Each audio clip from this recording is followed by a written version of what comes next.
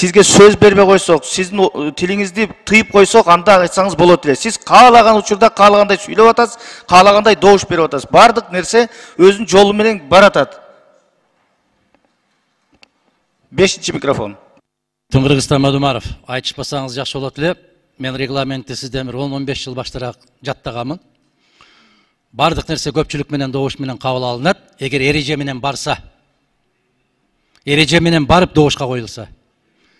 Erejeni buzуп барып туруп келгиле ушуну добушка коелу десе, азыр деле көпчүлүк добуш аласыңар. Аны түшүнүп турам. Мен айтып атам, эрежени сактагыла, мыйзамды сактагыла, конституциянын талаптарын сактагыла. Биз мыйзам чыгаруу бийлигибиз. Эгерде мыйзамды биз тебелеп, көпчүлүк биз кете беребиз деп барган болсок, анда добушка коюла, жөн эле талкуусу жок, чечими жок. Добушка кое бергиле, дагы добуш менен алып кете бергиле. Мен бирок эскертип атам, дагы бир жолу эскертем. Бул заманда өтөт. Кийинки заман келет. Одоно түрдө бузулду. Одоно түрдө бузулган чечимдерди кийин кайра конституциялык сотко абийирдүүрөөк инсандар келип калганда, ошону бергенде биздин өтө чоң абийирибиз чыгып калат. Мен ошону эскертип атам. Жакшы эмес прецедент. Өтө туура эмес прецедент кетип баратат. Жаккан кишини ар кандай жол менен, жакпаган кишини момундай кылып көпчүлүк менен чечип коебуз деген бул жогорку кеңештин иши эмес. Жогорку кеңеш калыс болуш керек. Адилеттүү болуш керек. Мыйзамды каккан казыктай кармаган орган болуш керек.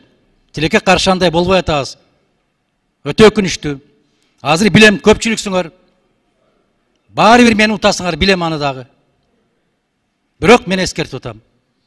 Рахмат, Адахан Кимсанбаевич. Мына айыргасыздан айтууга туура келип атат. Мен сиз менен такыр айтышайын деген ниетим да, оюм да жок. Бирок бул маселе бардыгы регламентти, мыйзамдын талаптарын, эрежелер менен так даана бара жатат. Эгерде каршы болсоңуз, сиз өзүңүз кайсы площадкада болсо, аянтчада болсо, айтыңыз, дейиңиз. Бирок бул жердечи, Адахан Кимсанбаевич, сиз айткан эле нерсе эп боло бербейт. Элдин бардыгын башын айлантып бериш болбойт. Мына сиз 3 жолу сүйлөдүңүз, 3 жолу тең бир эле нерсени айттыңыз. Бир жаңы эч нерсе айткан жоксуз. 6-чы микрофон.